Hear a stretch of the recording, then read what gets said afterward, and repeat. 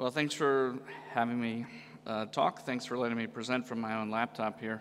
And I don't know what the feedback is about, sorry. Okay, so this is going to be relatively short, but we'll talk about a little bit of what the future might look like in terms of procedural training. The one thing that we know has changed everything is COVID. And we had to switch to doing things a new way ever since COVID started. We started doing a lot of things virtual. We were seeing patients in our office virtually. We're doing televisits and video visits. I remember trying to help launch early robotic bronchoscopy right when the epidemic hit. We were virtually proctoring patients. The rep would be there. I wasn't allowed to travel. We're doing this on FaceTime and trying to proctor people through these procedures. So that proved to be a little bit difficult. But the future of procedural training is interesting. We could certainly do some virtual coursework, and thank you. We could do some virtual coursework, and you can learn how to do procedures and take courses. A lot of courses and conferences obviously became hybrid models, and so that's part of what you can do. You can do virtual case observation and virtual training as well, and we started seeing a lot more of that during this time as well. Virtual proctoring has come into play as well. You can't always have a physician or an expert come and stand right next to you and help you learn how to do this procedure. What about remote performing of cases? We know that with robotics and Da Vinci and the internet and things like that, that brings with it the promise that maybe a surgeon could be on this coast in this country and he could be performing a surgery remotely in another country. There's obviously inherent limitations and safety concerns, but it's something that's exciting and relatively promising there. What we saw here is now starting to see some papers about teleproctoring for perhaps robotic surgery and things like that, and you'll look and see that there were no differences in estimated blood loss or complication rates, and teleproctoring resulted in high surgeon satisfaction. So that's something that in different parts of the world or different situations may result in good outcomes. The role of teleproctoring is certainly challenging, and it has innovative structure interventions in COVID. And so what you see here is this monitor with this virtual proctor that has a camera, and this is obviously a dedicated system that's designed for this rather than just doing this over FaceTime. But that's a direction that we certainly could be looking in. We saw this in structural heart intervention, so the interventional cardiologists are getting on board with this, and they have cameras set up in the cath lab and remote sites and the ability to do this. There are procedures, so this is a successfully teleproctored procedure by Olympus in a neuro device that was new. We see here in India that Intuitive is doing some remote surgical case observation. This is with a technology called telepresence. And so people who want to visit a site but may not be able to travel, they can watch and interact with the person doing that procedure.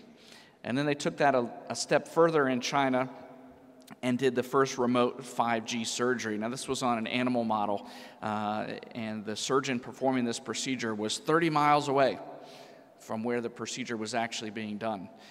Could that be the future of something like this? You obviously have to have some trained personnel in the room in case of emergencies or error, or if you lose your Wi-Fi connection.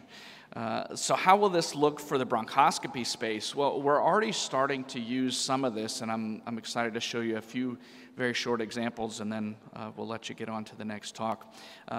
This is a program called Proximie. This is my friend and colleague, Dr. Calvin Ng, in Hong Kong, performing a robotic microwave ablation as part of the J&J study that you may have read about that we did this case. And so I got to be on the case as an advisor and someone who's done microwave ablation of lung tumors. And so everybody around the country is able to virtually be in there. We have an interventional radiologist who works with us who's all in here in the procedure. We can zoom in on each one of these windows, and we can look at the cone beam CT, look at the ablation zone and things like that, and figure out exactly where we're at. Lorenzo stole my thunder and my picture a little bit earlier.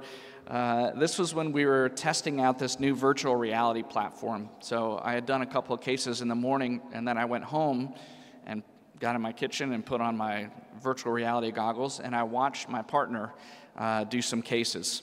And this is how that looks. It's with a company called Immertech, and this is our robotic setup and our hybrid room. But this is this robotic-looking thing with these googly eyes that enables you to be in this completely immersive environment. And this flat 2D image doesn't really get you into the immersive space that it is, so it doesn't really give it justice. But you do have the ability, just with your hands and the controls, to resize each one of these windows, to move these windows around. So during this particular part of the procedure, when we're looking at the pathology, you can zoom that in and make it as large as you want, so you can see what's going on.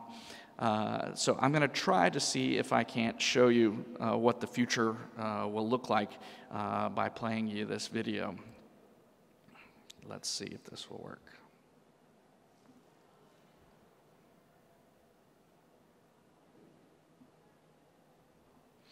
All right, so this is the procedure, and this is something that you can do, and you have access to all the screens, and you can move this around, and you're in the room. You can look anywhere you want. You can enlarge things and be interactive. I have a Bluetooth headset in my ear. You can talk to me. I'm talking to you through the procedure itself, and you're getting to see everything that's going on, and you can make things as big or as small as you want as you look around, and there's different inputs from the cone beam CT scan to the pathology and things like that. Then during a different part of the procedure, we're doing a pathology assessment. We're using a new technology to view our pathology called celtivity. So we can see the metabolic activity of this during this procedure, and people can look around the room, and even while I'm biopsying, they can enlarge the fluoroscopy screen. They can watch me do biopsies while we're looking at the pathology. There goes our biopsy tool out, taking a biopsy of the lesion, as you're live in the room and interacting with us and looking at the pathology.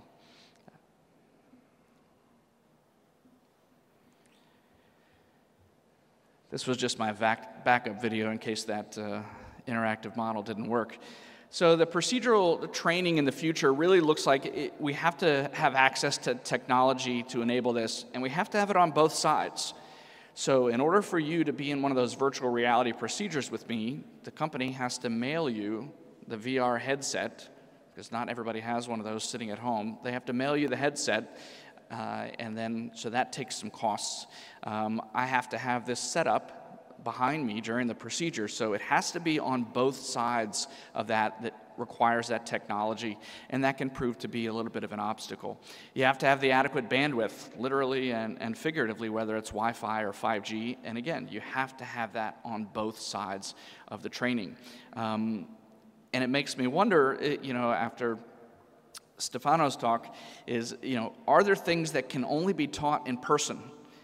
Virtual stuff is great, but how can you attest somebody's manual skills virtually? So there's still going to be a place for that as well. And we're going to have to use some of these societies and guidelines to come up with standards of how we can implement this in our training. But I think the future is bright for virtual and hybrid training.